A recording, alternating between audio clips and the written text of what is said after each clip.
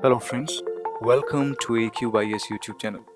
This session is a part of our Prelims Quick Revision series Atulya. And in today's session, we'll discuss the cultural development under Vijayanagara Empire and Mughal rule. So friends, we are at the verge of completing the medieval history. So we have already covered the administrative aspects, and today we are going to be discussing the final session of cultural history. And after this, we'll cover the economic aspects, and after that, we'll start the modern history. So friends, let's get started. So the remarkable progress of temple architecture and the temple building activity gained further momentum during Vijayanagara Empire. And the most prominent characteristics of Vijayanagara architecture were Raya Gopurams and Kalyan Mandapams with carved pillars. Now you must know that sculptures were carved on these pillars, and horse was the most common animal found in these pillars. So just remember these facts. Now the most important temples of Vijayanagara style were found in the Hampi, and I have provided the names of famous temples like Vithala Swami, Hazara Ramaswamy, Varadhiraja, Akamprantha, Raya Gopurams. So all these temples are very important from prelims perspective. Now we'll discuss the cultural development under the Mughals. So Mughals witnessed a significant and widespread development in cultural activity, and it was manifest in the sphere of art and architecture, painting, music and literature. So in this cultural development, Indian traditions were blended with Turco-Iranian culture. And this Turco-Iranian culture, it was brought into India by the Mughals. So architecture of Mughals includes the magnificent forts, public buildings, mosques, etc. Now you must know that these Mughals, they were fond of laying gardens. So they built so many gardens, and I have provided the names of these famous Mughal gardens like Nishat Bagh, Shalimar Bagh at Lahore, Pinjore Garden in the Punjab. Now you must know about Agra Fort. So it was built by Akbar, and his other forts are at Lahore and Allahabad. And the famous Red Fort, now see this fort building activity, it reached its culmination during Shah Jahan rule. And the famous Red Fort at Delhi with its Rang Mahal, Diwan-e-Am, Diwan-e-Khas was the creation of Shah Jahan. Now here I would like to highlight about a tomb which was built by Nur Jah at Agra. So this tomb, it was constructed wholly of white marble with floral designs, and this type of decoration was called Piatra Dua. Now this Piatra Dura, it became extremely popular during the reign of Shah Jahan. Now this method of decoration was used on large scale in the Taj Mahal, which was built by Shah Jahan. Now we'll discuss the paintings and music under the Mughals.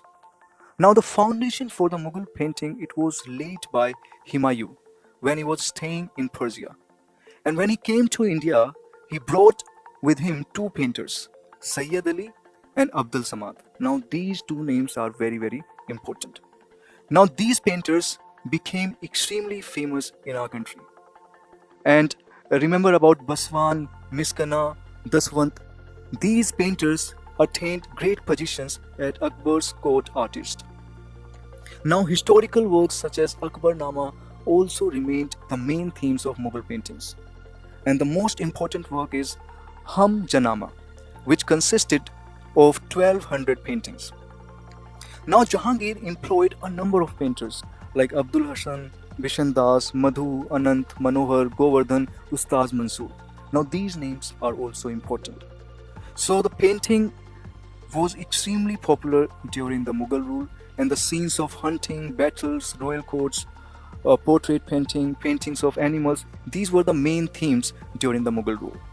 Now later, the influence of European painting could be seen. This is something which you must be remembering, that some elements of European culture were seen in the later part of the Mughal rule.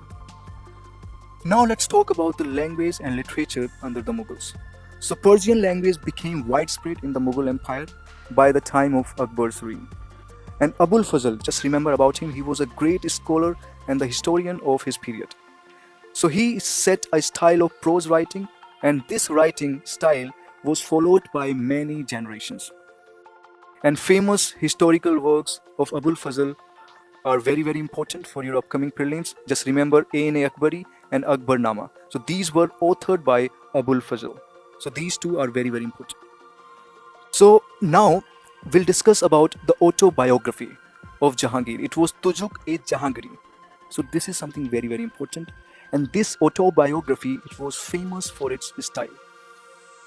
And Jahangir patronized many scholars like Giyas Beg, Naqib Khan, and Naimatullah.